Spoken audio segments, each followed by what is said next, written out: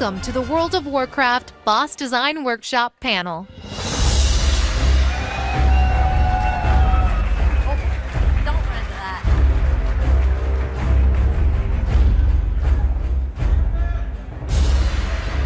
Like sitting on my mic. All right. Yeah, I know. Wow, awesome. So you're going to stay here, and you guys aren't going to go see the concert tonight, right? We'll just be designing bosses all night long if you'll hang with us. Yeah. So how's your BlizzCon? If you're a little louder, we'll just do an extra day of BlizzCon. What do you say? Okay, I'll run that past executive management, see if we can pull that off. Anyway, I really appreciate you coming and joining us. This is a big experiment for us because we've never done this. We've had a lot of people ask us, gee, what does a designer do? How do you guys put together bosses for these encounters? And so we wanted to share with you kind of a peek behind the curtains while we're going to do this live. So hopefully you've already gone down to play at our demo area. If you haven't, you should. We've got 2 great dungeons down there, but we've got 8 more to do. So tonight, we're going to be designing a boss that will appear in Battle for Azeroth. So, yeah. So I'm your moderator, John Haidt, so you're not going to hear any ideas from me. So, but I want to introduce some of the rest of the folks here. Ken Huang is actually going to be designing the boss. So it's his job. It's his job to implement this boss. He knows nothing about what we're about to talk about, so this is all going to happen. And Blizzard does everything in kind of a consensus fashion. We know that some of the best ideas don't come from a single individual, but from groups. So Ken's brought along some of his fellow designers to help out, come up with some cool ideas, and brainstorm the boss that we're going to do. So Morgan Day, Scott Gordon, Candace Thomas, Johnny Cash,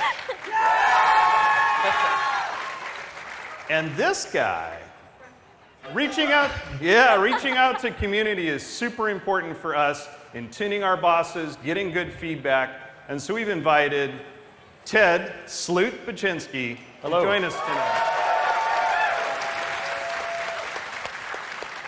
Ted recently did shoutcasting for us at our Mythic Dungeon Invitational. We loved what he did, so we wanted his input tonight.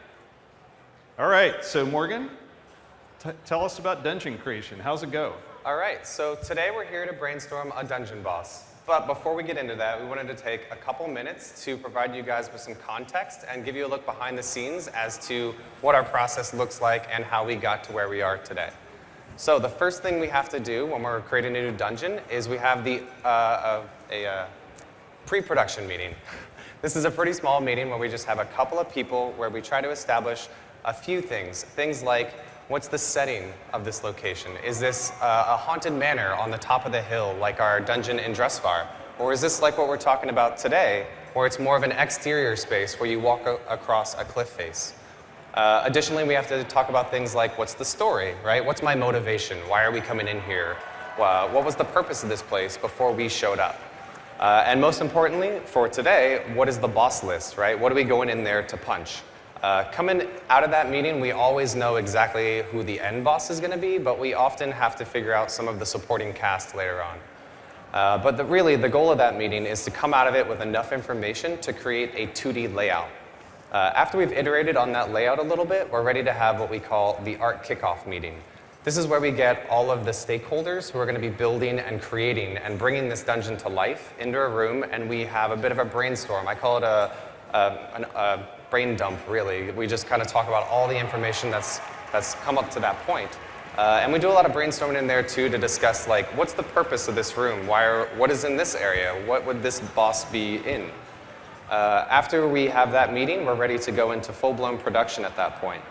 A few weeks later, we should have a 3D blockout that we can put into the game and actually start running around in and placing creatures and bosses. And at that point, we're ready to get the rest of the team, the Encounter team up here involved, and have a similar meeting where we discuss the ecology of the dungeon and the bosses in there. We're not ready for brainstorming at that point for the mechanics and abilities, but really we're just talking about like, what are the actual bosses, right? What is this thing that I'm punching? Is it a big sea creature, or what is it? We really want this group to be geeked out about what we're building, so we often kick around ideas in there, because at the end of the day, these are the guys that have to implement these bosses, like Ken is implementing the one that we're going to be talking about today. So that brings us to where we are today, where we're ready to do brainstorming, and to help us out with that, I brought Mr. Johnny Cash, who is the quest designer on the zone where our dungeon takes place, Stormsong Valley. So Johnny, why don't you tell us a little bit about the zone? Sure, thanks, Morgan. So I'm a quest designer, like Morgan said, and so something you might be wondering is, hey, what's a quest designer doing on a panel full of encounter designers to make a dungeon boss? I'm usually more responsible for the outdoor content that, it takes place in Stormsong Valley proper. Well, they bring me into the meeting to provide the story context for what we're building. So anytime we're building any dungeon boss or raid boss or anything like that, we're going to bring in a quest designer to give us the context of the zone that this instance takes place in and what happens there, as well as the story of the dungeon itself, so that when we actually get to creating the boss, we're making really informed decisions and we're making a boss that really sells the theme and story of the area it takes place in. So let's talk a bit about Stormsong Valley. You might remember from the Wow What's Next panel that Stormsong Valley is the northernmost region of Coltiris, so it's one of our alliance zones for the expansion. In my opinion, it's also the prettiest zone in the expansion, which is kind of nice. So what's in Stormsong Valley? Stormsong Valley is kind of this idyllic workplace for the Coltirans. In Stormsong Valley, you see a lot of tradesmen, farmers, beekeepers, and most importantly of all, shipwrights. Coltiran culture is based heavily around their navy and their fishermen and sea life. And Stormsong Valley is where the lion's share of ships in Coltiris are made. So you might be wondering, the Alliance is probably pretty interested in this, right? With the battle for Azeroth looming and the different continents divided by a vast ocean. But why exactly are we interested in the Coltiran Navy? They have ships, but so do we, right? We have a shipyard in Stormwind. We've built ships over the years, so why do we want Stormsongs? Well, the Stormsong Valley is home to something that makes Coltiran ships very different than the ships we've seen before in Warcraft. House Stormsong is the dominant military power in the valley, and they have a secretive group of powerful casters known as Sea Priests. Now, Sea Priests are something that we've never seen before in Warcraft. They actually have magical dominion over the ocean. So they're controlling the water, they're controlling the storms, they're controlling the wind. And what they do to every single ship that's created in Coltiris, regardless of where it's made, they all pass through their stronghold to be blessed by the Sea Priests.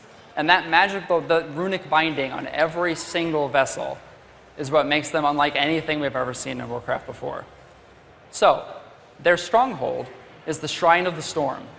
And that is also where our dungeon takes place today. Now, this is a really cool concept piece, and you can actually see it in-game today. So we're coming really far along, making a lot of really great progress on bringing this space to life so that we can fill it with bosses. Now, I won't spoil the story for the zone, but know this. Stormsong Valley is a very idyllic land, but there are dark secrets and dark forces at play beneath its rolling hills. And you will uncover that as you play through the zone's content, inevitably leading you into the Shrine of the Storm to do our dungeon experience for today. And so, let's get to the boss, right? That's what we're all here for. Our boss is an embodiment of the sea's fury itself, an enormous water elemental, bigger than any we've ever encountered before, and brimming with the very power that the Sea Priests have at their disposal. And we'll get to his abilities in just a minute. But first, let's go to Scott to talk about the space this guy is in and how we actually put the dungeon layout together. Thanks, Johnny. As Morgan said earlier, one of the very first things we do when designing a dungeon is create a layout for it. This is it's like a blueprint for the zone. Because we draw this out on paper and it's a 2D image, we're able to iterate on it very quickly. We can change the layout of the rooms. We can decide if there are multiple floors. Do we start in a hallway or a chapel or things like that? Once we've figured all this out, we can give this blueprint to the artists and designers, and they have something to start on when they're building the zone. In the case of the dungeon we're talking about today, Shrine of the Storms, with this really cool concept piece that one of our concept artists made. And when we saw this, we were immediately inspired, and we got really excited and geeked up about going along the cliffs underneath the Kraken and walking across the bridge and actually seeing the dungeon take place around it. So with that in mind, we created this layout that we're going to show you right now. So in this layout, we start in the bottom of the zone along a sea bluff or a cliff, and we walk underneath the Kraken motif up to the area where we're going to fight the first boss. That's the boss we're going to talk about today, and we're going to design. Once players defeat this boss, they can walk across the bridge, and they get a better view of the motif from the front, and they'll face a second boss in an area where they have tons of fountains, and it's where they cleanse themselves before entering the chapel. Finally, they'll walk across the bridge underneath the Kraken tentacles that are wrapped around the bridge itself, and you enter their actual cathedral where they perform these rituals on these ships. So with that in mind, we can start talking about the boss. So 2 things real quick before we start brainstorming the boss. I want to share with you guys our only rule during our brainstorms, which is that there are no bad ideas in a brainstorm. This is a safe place to just fling ideas at the wall, see what sticks, see what people like. One of the most common phrases that we hear in these brainstorming meetings, you might even hear today, Ted, feel free to steal this one, is, so this is a really bad idea, but, and then they throw out usually a really bad idea. It's usually not good. But the reason we do that and the value in that is that it might inspire somebody else to come up with something really cool, or somebody else might take that idea and roll with it. Like we were saying, this is a super collaborative process. So you just want to throw everything out there. So the things that you hear us saying up there, we know that not all of it is great. That's why we're here. And last but not least, like we mentioned, we've never talked about this water elemental before. We don't know what he's going to do. This is all on the fly. This is all off the cuff. So with that said, let's start talking. What do we got? So you said that this is summoned by the sea priest. Is he going to be, do we want him to be in the room when that happens? Do you want to see him like come out of the water in that epic reveal moment, or? Oh, definitely. Up to us whether we want him to actually be in the room during the fight or not, doing kind of a background lead-up sort of thing, but definitely want to pay off that big moment of the head sea priest channeling all of his power and raising the ocean itself into our boss. I think we kind of want to use the Sea Priest guy for later, so I want to keep the focus on the water elemental itself. You Okay. can see him in the background, like maybe he's on the bridge, like the one that we have to cross after we beat the boss. Maybe he's back when he summoned it, and then he just pieces out, like fades away into the darkness. Just like a reveal. So does that mean that the room is flooded if the water elemental is coming out of something? Like, doesn't have to be like at least like knee-deep water? That's a good point. We should probably figure out the room, huh? We have this layout, but that doesn't mean, we had the picture earlier where we were like chest high on him. Does that mean we're playing against torso boss, or does that mean then it's really hard to see like area denial on the ground. Then again, we can always change that. He's whatever we want him to be. Like, he could be in the middle of this platform. He could be hanging off the side of it. It's whatever we want. So. I mean, you have the water source on the side, so you can summon him out of the water onto the platform. The size or his mobility, Immersius obviously comes to mind, a very iconic water elemental boss. But it seems to me like it's a pretty large platform there. It's something you can probably play with a lot in terms of where the boss spawns. Maybe he is immobile, but maybe he can kind of go into the ground, out of the ground in different areas too. So here's a bad idea. What if whenever he's in physical form and you can actually punch him in the watery face, there's no water in the room, but whenever he submerges, he just like floods the room and now you're like swimming or something. Or like there's like a different threat that comes out, like sharks or piranhas or squid or something can finally like come out of the ocean. Ken knows a thing or two about that. Yeah. Cool.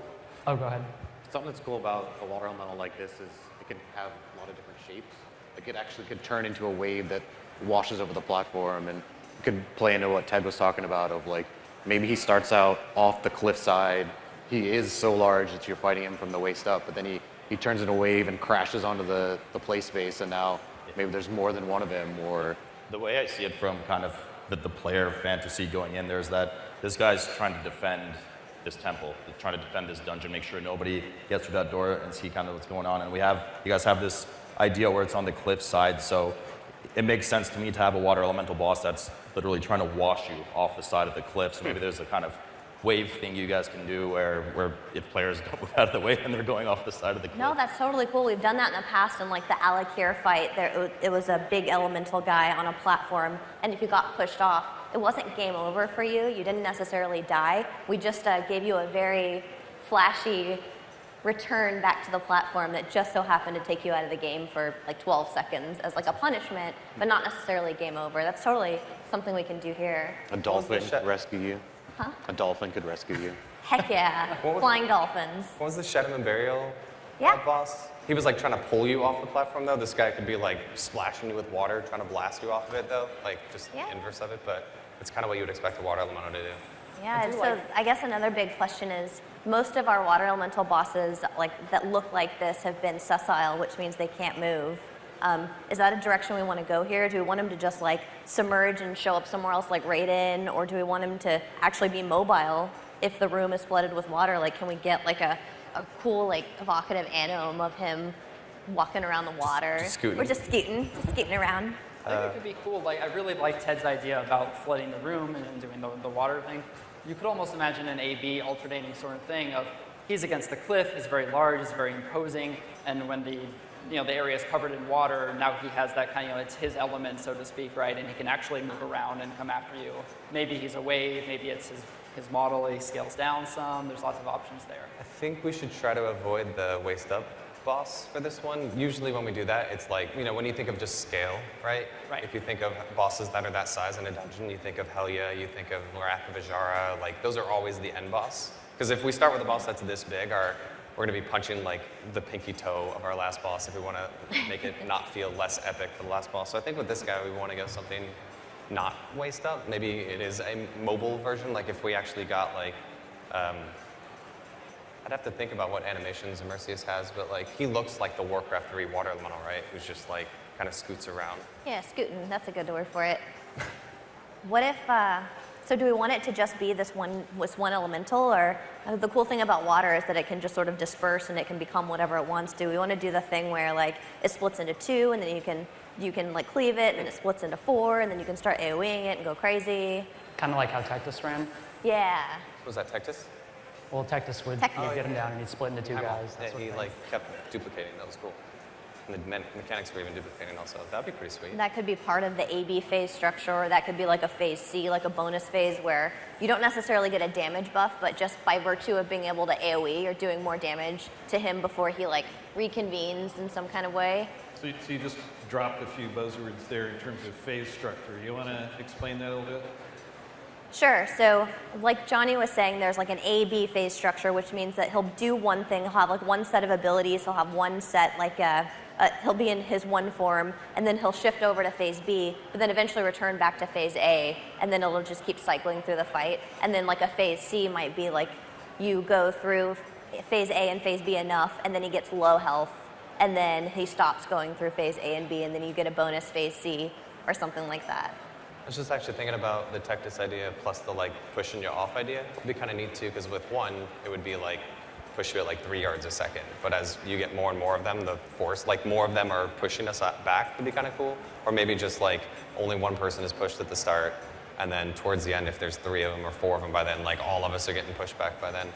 I It'd be do really neat. like how that, playing off of Tectus and playing off of some of those other elemental bosses we've done before, and I think paying that minor homage to Immersius, right, with the splitting, the iconic thing that he did, I think the thing I really like is it's really chasing after that fantasy of fighting the ocean, right? We've all been kids and tried to build a sandcastle on the beach. So this will never fall down. I spent all day on it, and then inevitably it does, right? That keeping the boss's abilities potentially on the simpler side, but them stacking and multiplying against you, and that feeling of being, that race to bring him down before he can multiply enough to bring you down. There's something really cool about that, about capturing that fantasy.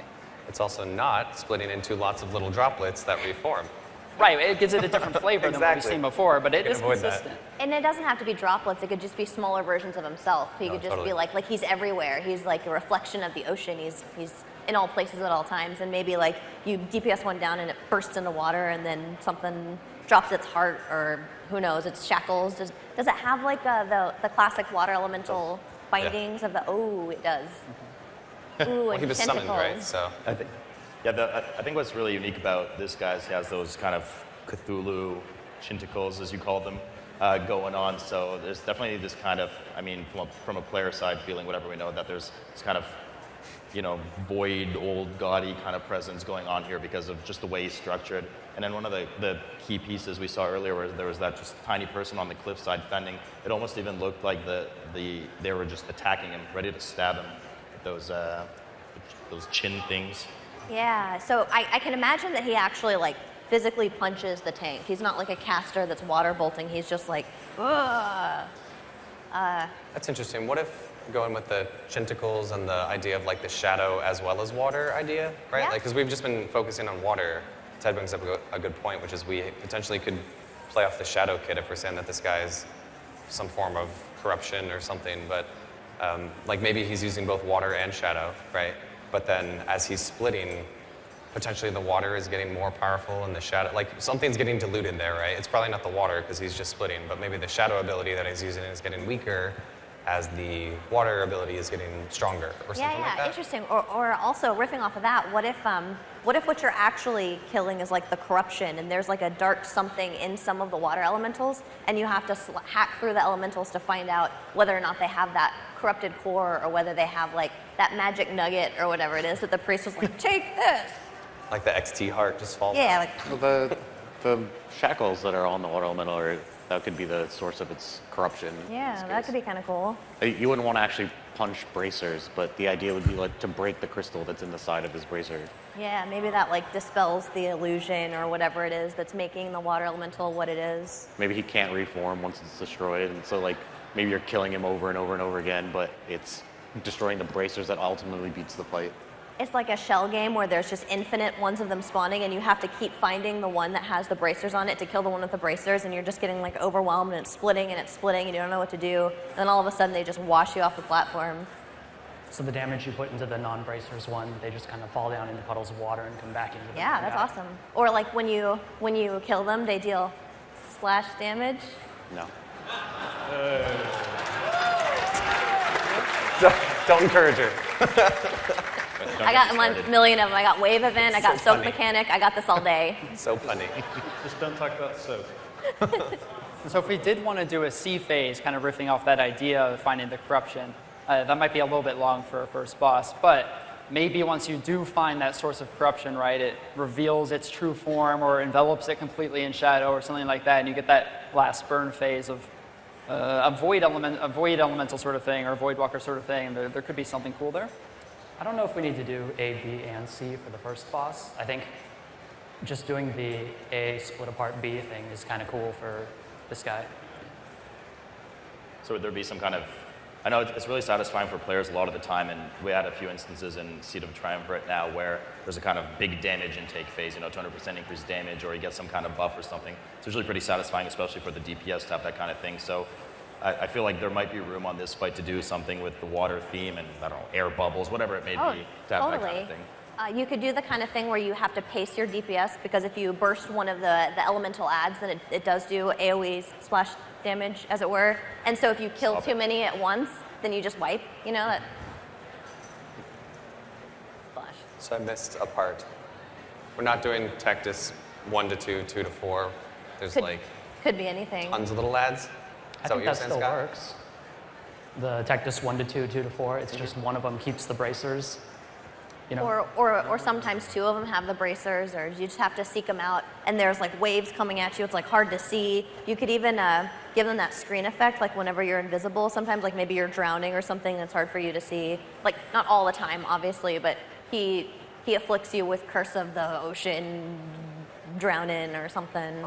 Maybe to riff off of the thing we were talking about earlier, the one with the bracers could be getting more and more like shadowed out, basically, or voided out, like you said. So at the end, like maybe the chinticle thing, he's not that at first. He's just a good old water elemental. But then after he splits the first time, the one with the bracers gets more shadowed out because some of the water left and formed these little ads, and then he gets chinticles or something. And maybe really there's a third version of him that. Is there a character artist? It's fine.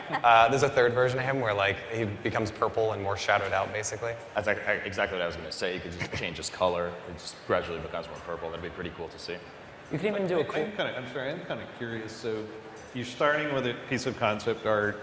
you're riffing off of that, but do your ideas cause you to go back to the drawing board and actually reinvent the boss a little bit? Like you talked about, hey, can we have a character artist change this boss a bit? Yeah, you know, often we're given a piece of concept like this to work with, which is fantastic. I don't think they've created this yet either, so when we do these brainstorms like this, oftentimes we can just come up with new or other ideas, and oftentimes at Blizzard, when you're geeked up enough about an idea, if you can sell someone on how cool this idea is, they're more than happy to make it for us. So in a case like this, if we're like, hey, as well as this guy, what if there was a purple guy? Because we have this really cool idea for the boss with all these mechanics will play into that. They're like, yeah, totally, we got you. So we try not to let, you know, that kind of production-related thing get into the brainstorming process too much, because we just want to come up with the best idea we can. This You're isn't saying, like Ken? mechanic heavy. Oh, sorry.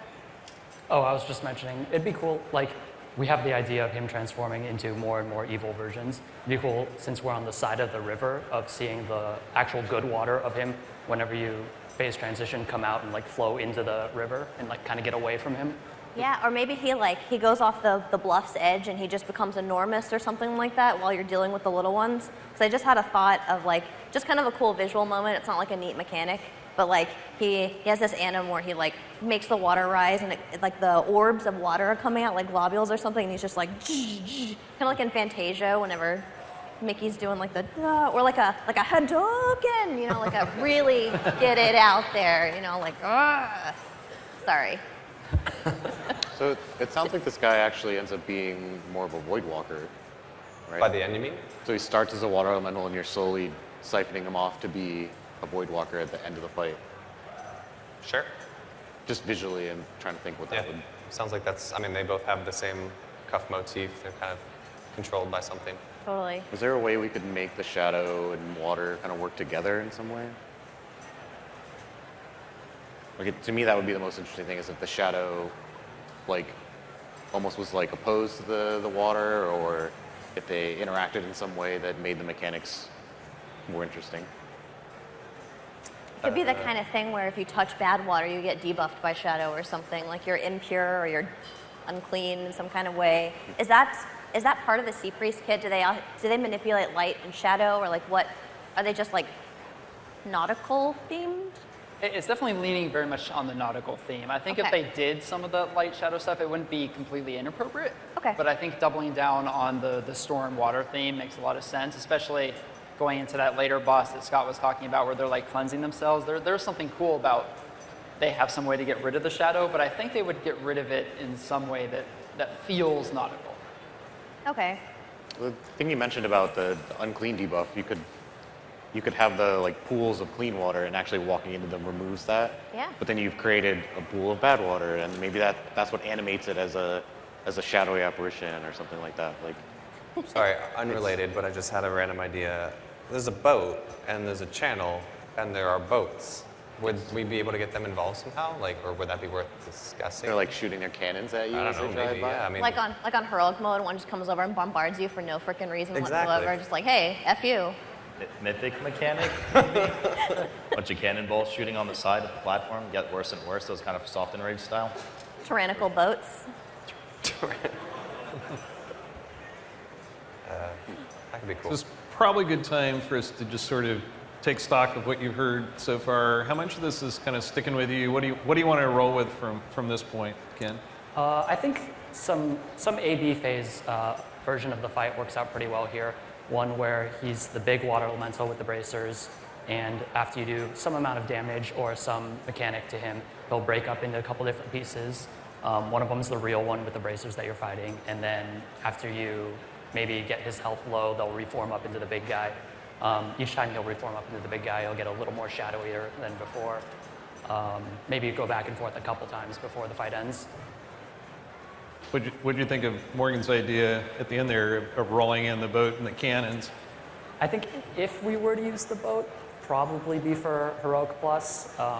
I just worry a little bit about diluting the theme of the guy with the boat. So I'm kind of curious. This sounds awesome. Sounds very ambitious. Where do you start to draw the line? Where do you say, okay, this is too much for a dungeon. This is the kind of stuff we might save for a raid.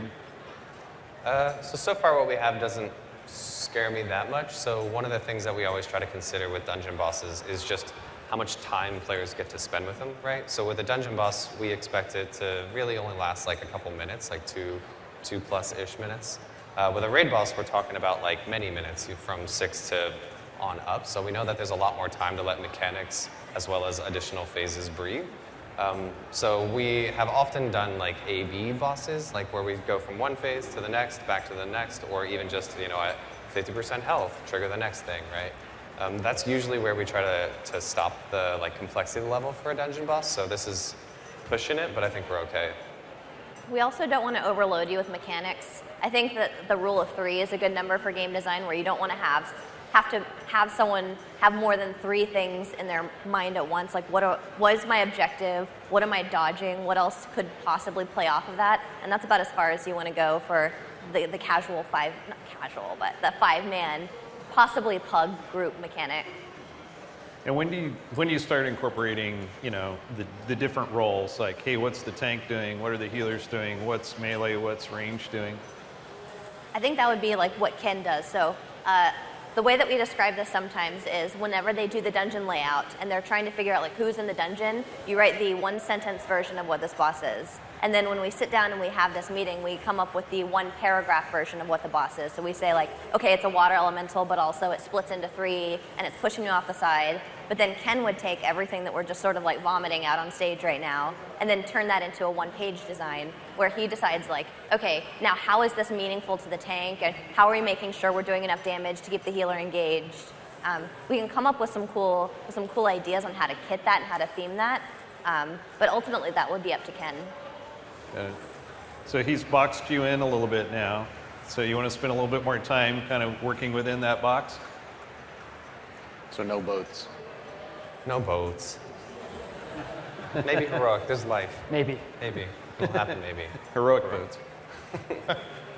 Cool. So you're saying you think when the water splits off, they're going to reform, or is that just ads that we kill and then the water's gone and he's more corrupted now? Potentially it's just ads that you kill that come back in form back into the main guy. We could even have it split more than once. The way I was thinking in my head is he's the normal water elemental. He'll split once and then he'll be the evil version of the water elemental. So you only have A, B, A, then you're done. Right. So are you thinking that every time he splits, he comes back and he has less health, and that's how you know that you're progressing on the boss? Or when he turns into the shadow version, is he a new one with 100% health? I think you just keep the same health bar the whole time. Okay. So when you get him down to, say, 50, he'll split into him and his buddy, essentially, or even more than one buddy. You kill them, he comes back at 50, or whatever damage you've done to him in the meantime. Yeah, that's good. That's interesting, because then that can be one of those things in Mythic Plus when you're really pushing those keystones. How many times he submerges can be what pushes you over the edge of killing this boss on time. So what's the mechanic then to have to kill his buddies? Does he just go immune? Do they take double damage from the cleave? We never really decided, are they immobile or not? I think we went for he's moving around. As to going immune, typically that doesn't really, or it's hard to make that feel good when players have to switch over because the main guy that you're watching the life bar of goes immune. It could even be something like the side guys just do the exact same abilities as the boss, so that's why you want to get rid of them, because they have much less health and they're presenting their own threats in some way. Are you thinking the watery Hadoken, or are you going to pass? I'm okay with that. The pushback thing? Yeah. Kind of cool. It's pretty He cool. could even do the thing we were talking about before, where he transforms into a wave, goes across the play space, and then comes back up as a water elemental. That way, when you've got 2 or 4 of them, it's threatening in its own way. I'm curious, this guy, do you think that he talks? Do you think that he's smack talking to you the whole time, or is he just kind of this mindless, aberrant horror that's just, I kill? We've done both treatments of elementals before, but I personally kind of prefer it when we give them that voice, give them that personality. It can be kind of that raw, powerful, angry sort of vibe that we've seen with Tectis, right? Tectis isn't exactly going out to write a novel, or the Wrath of Ajara, or some of those other elemental bosses, right? Sure. But I do think it's cool to have him talk, and I think there's a cool opportunity there as he becomes more shadow, as he's revealing his true form, right? We can kind of have his voice modulate over time, so those sound lines that he's saying or the abilities that he's doing can take on some of that shadowy effect. If you think back to Yogg-Saron, right? When he's revealing his true form, spoilers, at the heart of Ulduar, right? That voice transition is a super awesome moment. Would you say that the water elemental's voice is deep? Yes.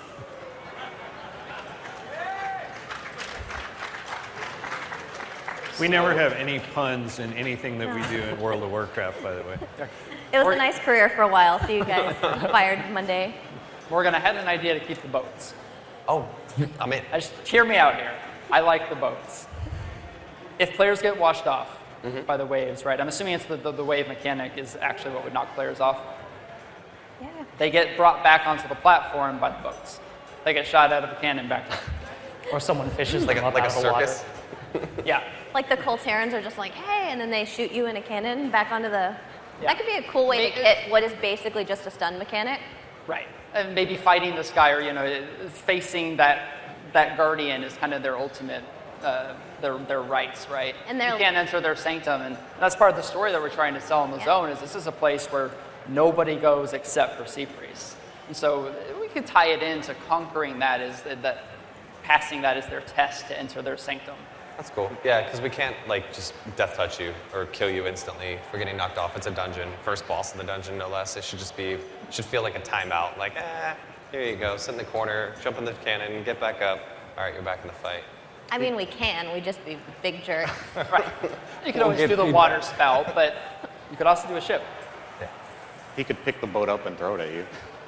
With his tentacles. Going on that a little bit, I kind of like the idea of maybe he leans forward and slams his face down and grabs one person with his tentacles and sort of swallows them inside his watery chest, and you have to save the guy by punching him out.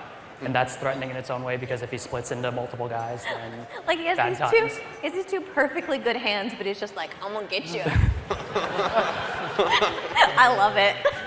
It's way creepier. Come on. It's totally creepy. Maybe he puts his hands down next to you and then bites you. When you're saying putting his hands down, it just kind of, I don't want to completely redesign the fight now, but because the bracers are kind of that soft spot or what he's enchanted, it's an opportunity for him to slam his hands down and maybe get a bit of extra damage in. Maybe he takes a damage multiplier on his bracers. And when he does that, his tentacles, because it's water and stuff, kind of can go in the ground, and those are your void zones that you avoid. Or you could turn it into a soak mechanic. We all love that. It's up to you. But I knew it was going to happen. so Now you're the gonna last panel ever, apparently. But so there's just definitely an idea there with the tentacles, and I just like focusing on that because that art is amazing. It looks great, and they're just so obvious on his face, so menacing. So it'd be neat to see those in play somehow. It could be the kind of thing where the tentacles, maybe they don't necessarily he leans over and picks them up, but it's the kind of thing where it's like a spiraling water looking thing, right? And they spiral back down into if you're standing in water. I haven't decided.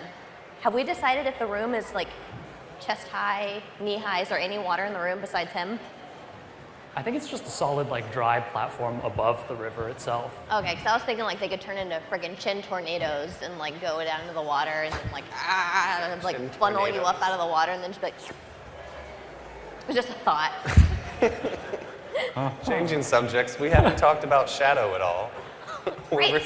We really like the tentacles, but if he's going to do Shadow stuff, we should probably figure out what that is, right? I think something that Scott mentioned that was a really cool idea is if we're doing the Hadoken, push you off the platform, can we somehow put shadow stuff on the ground? Maybe it snares you so that you can use it to not get pushed off, or it stuns you or something if you touch it, but you want to get stunned so you don't get pushed off, or something weird, or I don't know. The Bone Maw fight in Shadow Moon Burial Grounds was kind of he's trying to suck you in like Kirby, and what you want to do is stand in the goo because the goo makes you sticky and then you don't get sucked in. Could be the opposite thing where there's a shadow puddle on the ground and you're immobile or something like that. When he pushes you off, it's well, would you rather get pushed off or would you rather take some shadow damage? It's let them decide. It seems weird from a fantasy perspective for the player that you want to be standing in the evil shadow stuff. So instead of something that'll help you get pushed against the wave, maybe there are gaps in the wave that you could naturally dodge, but touching one of those puddles actually amplifies the wave pushing you. So it's a punishment rather than a savior. It just seems kind of weird that, oh, evil shadow stuff, I should go stand in it. Interesting.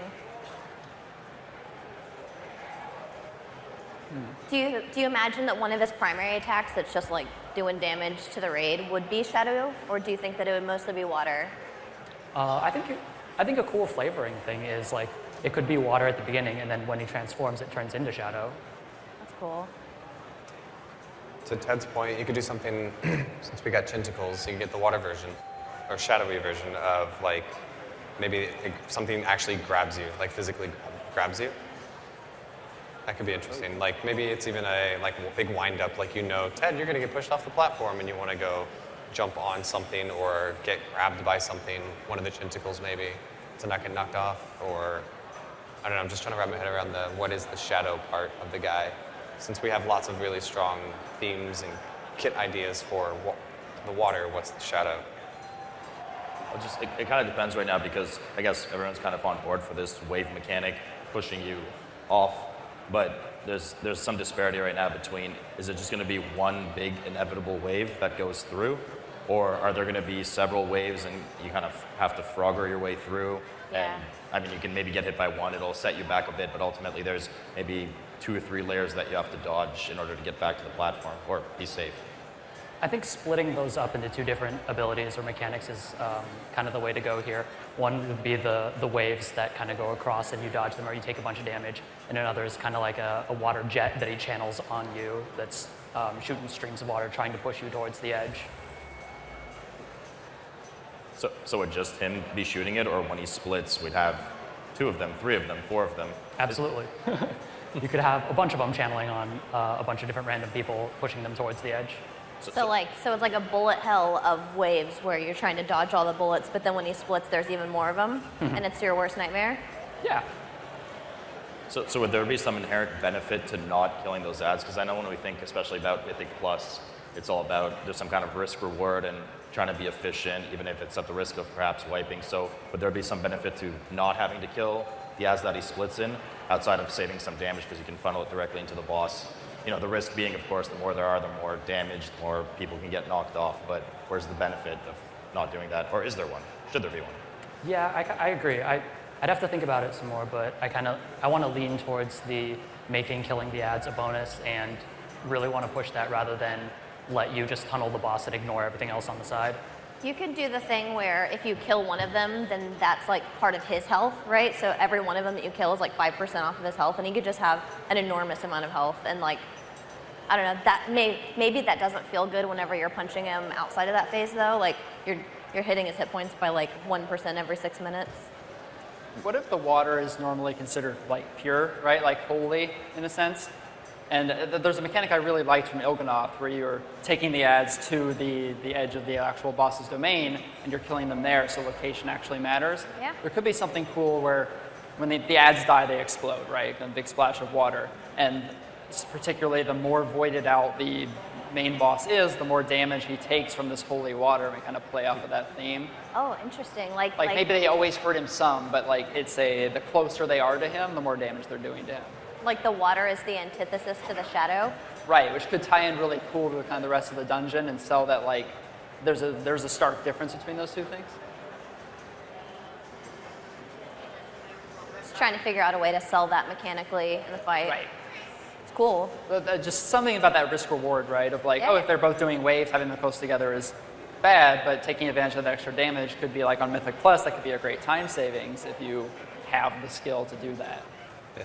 So the ads are mobile, right? The boss and the splitting and everything's mobile. They're not stationary. Yeah, I imagine so. So how, I mean, at the end of the day, then, from a party perspective, what the tank just, I mean, the proximity issue here is kind of weird if they're mobile, because what does the tank do? Just picks all of them up and you just AoE them down on top of the boss. Maybe. It could be the kind of thing where the boss is mobile, but the ads just choose not to. Like maybe they're casters, or maybe they're just busy, like channeling waves, or perhaps Hadokening you a couple of times. And then when the boss is out, he's actually kind of dangerous, and maybe he can even walk around during that phase and punch you and be dangerous in some kind of way. Mm-hmm. Yeah, I don't. Like a minefield of his own elementals, a minefield of his own spawn. where they're all probably just channeling, right? But then if you have a blood DK or whatever, good for you. You can gore fiends them all together. So like, if you're on your blood DK that day, yes, you can do that. But otherwise, they're probably just channeling on a bunch of people, which makes Do sense. you try to work in any kind of class specifics? Like you just mentioned, if you had a DK there. Yeah. I mean, you go through each of the classes and think about, okay, what would happen if we, happen to have a hunter or we had a demon hunter in here? Yeah, with dungeons in particular, we're always we try to let everything fly and let as many things work as we can. Especially when we're coming up with things for dungeons, we try to find ways to have multiple solutions for a problem. So maybe there's like an ad that has a lot of health, but you could purge it to kill it, or if you don't have a purge, you can just punch it. But we often try to think of it from the perspective of like giving you multiple solutions to the problem where possible. A lot of that stuff also comes from feedback and play tests, and we're like, hey, that was really hard without X. Okay, well, how do we like incorporate some other way to solve that problem? So I know people are going to ask, every one of us plays, we all have our favorite class, and yet you're the evil minds behind these encounters. How do you make sure that you aren't having some sort of favoritism towards your own classes? The people sitting here will all play different things as well. So usually we're pretty good about saying like, hey, that's really mean to melee. I'm gonna give you feedback. That's really mean to melee. Please keep that in mind, even though you might not be that specific with a certain spec or something like that. So really we just lean on each other for that kind of feedback, and also the community, and where we get no lack of feedback in that regard. And that's also the kind of thing that we can iron out. Like even if we don't somehow perfectly design the boss the first time, once we're playtesting it ourselves, we have the melees, we have the casters, we have all sorts of comps that we try. And if something doesn't work out, we're not afraid to just scrap it and start over. So we're probably at the point where you need to make some decisions. I'd like to give Ted an opportunity to sort of voice in community perspective on what we've figured out here. So you want to kind of sum it up? Actually, all of you can kind of weigh in. Where are we? What is this boss all about? Which ideas do you like the most? Ken, you have to make it. What do you think? I like the idea of that we originally hit on with the AB. He's got maybe 3 abilities or so in A phase. When you do get him down to 50, or maybe it's timed, we can do it by the energy bar and show his like water power underneath his health.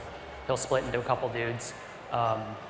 Potentially just 2, but maybe more if we want to get crazy, maybe in Heroic Plus. But they all share his abilities, and when you damage them, it somehow damages him either by copying their damage onto him, or they explode and you have to bring him over, that sort of thing. After you deal with all of those, he'll reform back up into his main guy at whatever amount of health. You'll bring him down to 0 and win, hopefully. Ideally. Hopefully. Okay, Ted, what do you think?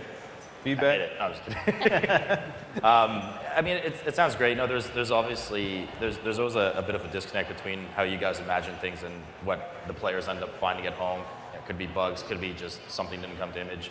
I guess maybe a couple of concerns that stick out for this fight, and definitely feel free to chime in how you guys deal with these challenges, designing bosses in general, because so for this one, for instance, it's kind of a role-specific, more of a role-specific concern. Definitely, huge advantage here with bringing a multi-dot class. If we're going to have a bunch of ads that are initially immobile. If you have a DK, great. What if you don't have a DK? Are we going to be able to silence the mobs to bring them in or not? Is it just going to turn into a cleave fest? And is there going to be RNG for where the ads spawn? Third boss seat of Triumvirate comes to mind right now. There's definitely a lot of RNG and frustration sometimes in where those tentacles spawn. That really kind of makes it very unattractive, honestly, to bring melee. So then melee players get frustrated, especially when they're trying to compete in higher Mythic Plus dungeons. So how would you guys try to approach some of those concerns for this? So when we're talking about things like roles, for instance, in dungeons, one of the things we often think about and discuss when we're talking about dungeon bosses in particular is we think of a dungeon as a whole the same way that we might think of an individual raid boss, right? So where on an individual raid boss, some of those concerns that you brought up, it would just, what's my answer? Like, what if I'm not so great on this fight? Well, the answer there is not as fun as it might be in a dungeon where you can just say, yeah, well, don't worry, the next boss, that's where you get to shine. So when we talk about dungeon bosses in particular, we always try to think of it as like, okay, this is a really tank heavy, like a tank mechanic heavy boss, right? This is one where the tank and the healer are going to carry us through this. It might not have as much for a DPS in particular, but then maybe the boss right after that will, right? as long as we hit all those beats, and sometimes it's even good to have those peaks and valleys for an individual where it's like, okay, that boss is really hard for me. Okay, cool, this next boss, Scott and Ken are going to carry me because they're the DPS and they're going to be killing all the ads, and it's not as difficult for me. So that's usually how we think of a dungeon versus a raid in particular. So what's the healer doing on this fight? We didn't really talk about it. I mean, as the tank, I can kind of see a situation where maybe you want to move the boss a bit, or maybe you can kind of, you know, players always discover things like, let's tank the boss against the wall, because it eliminates 180 degrees of where those ads can spawn, unless you guys predetermine the ads to spawn somewhere in the room. So I can see some tank mobility going on. It'll crush the tank because it's this big behemoth water guy. DPS obviously important. They want to get those water images down, make sure that there's not too much damage. But what's the healer doing the whole time outside of healing the tank? It seems like we haven't really decided. I mean, is there going to be some kind of damage on the raid, some kind of dot going on, or is the healer just going to be spamming Wrath for minor amounts of damage in the meantime? It's very likely that there's going to be some sort of party damage going on, whether that comes in the form of he randomly targets a person and water bolts them or something. This is kind of like the thing we talked about where whatever he's spamming the party with after the transition, it turns into shadow from water. So could be easy as a random targeted water bolt, or it could be just like he slams the ground, water hits everyone. Okay. There's also that whole shadow side of it. We never really nailed down something that we were super happy about, but I think that's still a strong theme here. And often shadow has to do a lot with healing, like whether it be healing reduction effects or healing absorb effects, or even just something as simple as like a dot, right? You could say that dot is really weak at the beginning of the fight, or it's not super damaging at the beginning of the fight, but then as he gets more and more powerful, maybe it hits more targets. So by the end of the fight, your healer's just like, oh my god, whack-a-mole. So that's things like that. I think are still things that, like Kenneth mentioned, when we get to the like one paragraph version of this boss, that's a thing we'll dive a lot deeper on. Okay. So I guess kind of in that same vein, there's always a concern of, I mean, there's such a wide range of mobility between the different classes and roles themselves. And with this kind of wave mechanic of getting pushed back, right? You know, some classes will just have an advantage, bring a Guardian Druid that can roar through them, Hunters disengage with them, Mages blink, et cetera, whereas the poor DK and Priest in the background are slowly drowning and getting pushed away. See you guys later.